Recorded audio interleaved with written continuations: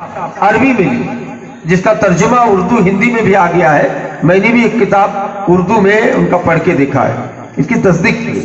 آج کہتے ہیں نا کہ وسیم رضوی جیسے خبیث, حالانکہ رضوی لقب ان کو لگایا جاتا ہے کہ جو احمد رضا کی طرف منسوب ہوتے ہیں. حالانکہ سارے بریلوی مولوی وسیم رضوی کی تعریف کا پل باندھ رہے تھے کل تک, لیکن جب وسیم رضوی نے قرآن پر ملعون کی طرح سے بیان دے دیا کہ 26 آیتوں کو باہر نکالنے کی سپریم کورٹ میں جا کر کے مقدمہ دائر کرنے کی کوشش کی, جرأت کی, تو تمام بریلویوں نے کہا کہ وسیم رضوی ہماری بریلی مسلک کے نہیں ہے, یہ شیعہ ہے. یہ جو سننا تھا کہ شیعوں کے بھی جو بڑے مولوی ہیں انہوں نے بیان دیا کہ یہ شیعہ نہیں ہے, یہ انگریزوں کا اور RSS کا اور مرتد ایجنٹ ہے. بڑی تعجب کی بات ہے, اب وسیم رضوی کو کوئی گچھنے کے لیے تیار نہیں. تو یہ آج کی بات نہیں ہے. وسیم رضوی نے 26 آیتیں نکالنے کی کوشش کی یا غلط بیانی سے کام لیا, اس سے قبل بھی بڑے بڑے ظالم گزرا ہے. آپ کو پتا ہونا چاہیے شیخ الاسلام مولانا ثناء اللہ امرتسری رحمت اللہ علیہ اہل حدیث کے بہت بڑے عالم تھے, شیر پنجاب تھے. حاضر جوابی میں ان کا کوئی جواب نہیں تھا.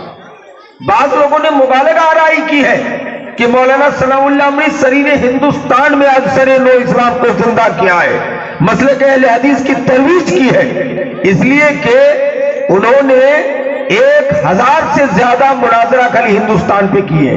کون؟ شیخ الاسلام مولانا ثناء اللہ امرتسری. تو وسیم رضوی کی طرح عبدالحق پادری تھا. نام کتنا اچھا, عبدالحق. اب کہیں گے مسلمانوں کا نام تو عبدالحق ہے, وہ عیسائی تھا, پادری.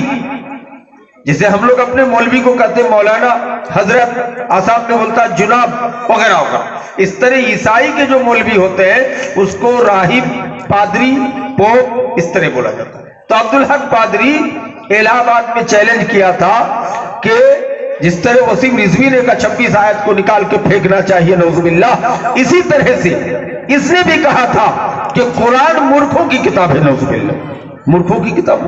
کہا کوئی کام کی کتاب نہیں ہے, اس میں اس کو پڑھ کے بس لوگ ٹوپی ٹاپی لگا کے مسجد میں جاتے ہیں, 2 رکعت نماز پڑھ کے آ جاتے ہیں, اس کے علاوہ کچھ نہیں. چیلنج جب کر دیا نا تو بہت سے سیدھے سادھے مسلمان بھی عبدالحق پادری کا ساتھ ہو گیا. عیسائی کہا بات بالکل صحیح. آج بھی بہت سے انگریزی پڑھے لکھے لوگ ہے نا جو مولویوں کے خلاف رہتے ہیں, وہ کہیں گے ہاں صحیح بات ہے, ان لوگوں نے کچھ نہیں کیا, خالی چندہ کر کے مدرسہ کرنے کا ڈھنگ سیکھا ہے. نعوذ باللہ, ایسی بات نہیں ہے, یہ کام کیا ہے. یہ بات ہے کہ ہم نے غلط طریقے سے اس کو سمجھ لیا ہے. سمجھ رہے ہیں؟ تو عبدالحق پادری کو ہرائے گا کون مناظرہ کر کے؟ الہ آباد میں دھاک جما دیا. تو جو وہاں کے باغیور ٹیم پہنچے احمد رضا خان کے پاس, کیونکہ وہ زندہ تھا, بریلی حضرات کے پیر زندہ تھے. کہا حضور آپ جائیے. تو کہا دیکھیے عبدالحق پادری عیسائی ہے, کھڑا ہو کے پیشاب کرنے والا ہے اور بغیر داڑھی والا ہے, مجھ جیسے بزرگ آدمی اس سے انگریز سے بات کرے گا؟ نہیں جائیں گے, ناپاک ہو جائیں گے ہم. بتائیے, مناظرہ کرنے میں ناپاک ہو جائے گا. جانا چاہیے تھا, نہیں گیا. وہ ٹیم مجبور ہو کر کے دارالعلوم دیوبند پہنچ کہ چلو بھائی ایشیا کا عظیم علمی مرکز دیوبندیوں کا دارالعلوم دیوبند ہے تو چلے یہاں. وہ ہیڈ مولانا تھے حضرت مولانا محمود الحسن رحمت اللہ علیہ. کہا حضور آپ چلیے. مولانا محمود الحسن رحمت اللہ علیہ نے بڑی صاف گوئی سے کام کیا اور کہا دیکھو میں منطق جانتا ہوں, فلسفہ جانتا ہوں, لیکن انگریزی میں نہیں جانتا ہوں. اور عبدالحق پادری بہت ماہر, شاطر, بدماش آدمی ہے, بہت بڑا جانکار ہے. اس نے قرآن شریف کو بھی 70 مرتبہ مطالعہ کیا ہے, اس لیے اس آدمی سے مناظرہ کرنا میرے بس کی بات نہیں. تو کہا کون مناظرہ کرے گا؟ کہا اس کو اگر ہرا سکتا ہے کوئی پوری ہندوستان میں, جبکہ اس وقت ہندوستان اور بڑا ملک تھا کیونکہ پاکستان بنگلہ دیش بھی ہندوستان ہی تھا. تو کہا کہ اس سے مناظرہ اگر کر سکتا ہے تو شیخ الاسلام مولانا ثناء اللہ امرتسری ہی کر سکتے ہیں. مولانا محمود الحسن صاحب مولانا ثناء اللہ امرتسری کو لے کے مختصر یہ ہے کہ الہ آباد مناظرے میں پہنچ گئے. سمجھ گئے؟ مناظرے میں آنے کے بعد مولانا ثناء اللہ امرتسری نے چیلنج کیا تھا, چونکہ مناظرے کا سسٹم ہے کہ جج, فیصلہ کرنے والے, لکھنے والے سب بیچ میں ہوتے ہیں اور الگ الگ اسٹیج لگایا جاتا ہے. تو ایک عبداللہ قادری کا اسٹیج اور ایک طرف مولانا ثناءاللہ امریسی، اور ان کے ساتھ دیوبندی علماء بھی تھے، اہل حدیث علماء بھی تھے، اور مولانا محمود الحسن بن عبد الحفیظ موجود تھے۔ مولانا ثناءاللہ نے چیلنج کیا تھا کہ عبدالحق قادری، تم کہتے ہو کہ قرآن مورکھوں کی کتاب ہے، جاہلوں کی کتاب ہے، نعوذ باللہ۔ میں کہتا ہوں کہ قرآن سے بڑھ کر عظیم کتاب اللہ تبارک و تعالیٰ نے اس دنیا پہ نہ بھیجا ہے، نہ پرلے کے دن تک، قیامت کے دن تک اس طرح کی کتاب اللہ نہیں بھیجے گا۔ اتنی عظیم کتاب ہے، کون سا درس ہو جو قرآن میں موجود نہ ہو، حدیث رسول میں موجود نہ ہو۔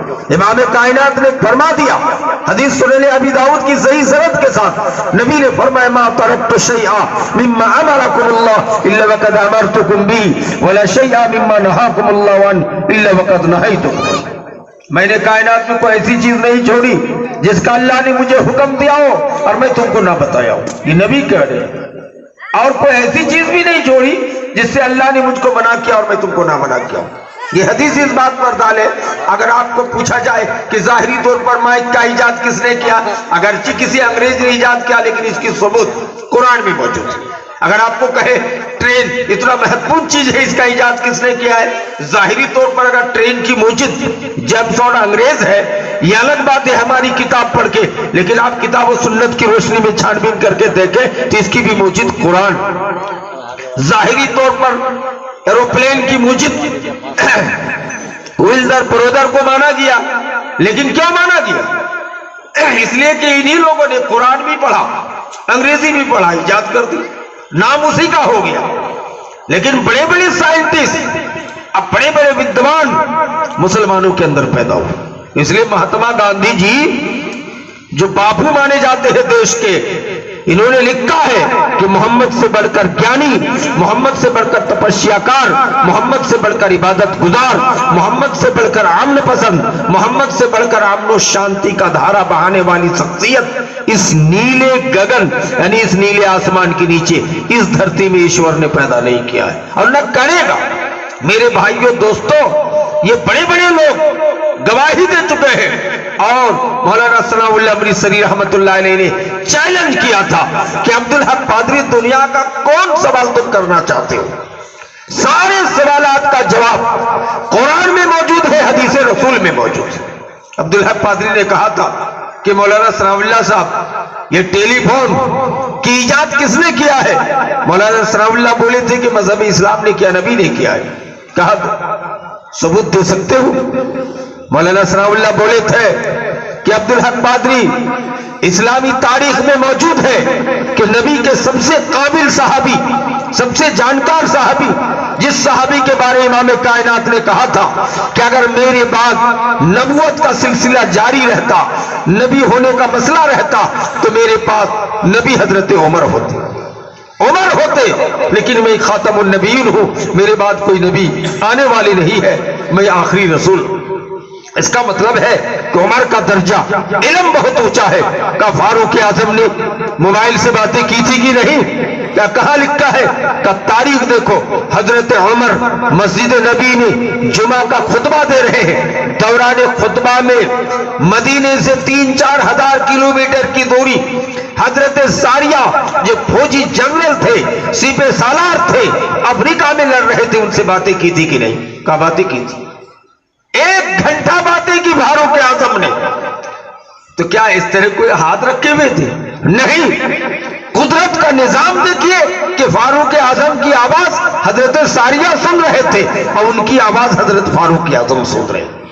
تو آج تو تمہارا سائنس کمزور ہے کہ تم نے باتیں کرنے کے لیے زمین پہ تار کو گاڑ دیا، باتیں کرنے کے لیے تم نے اونچا اونچا ٹاور کھڑا کیا، اس میں بھی اگر BSNL ہے تو کام نہیں کرے گا، جیو ہے تو کام نہیں کرے گا، ایئرٹیل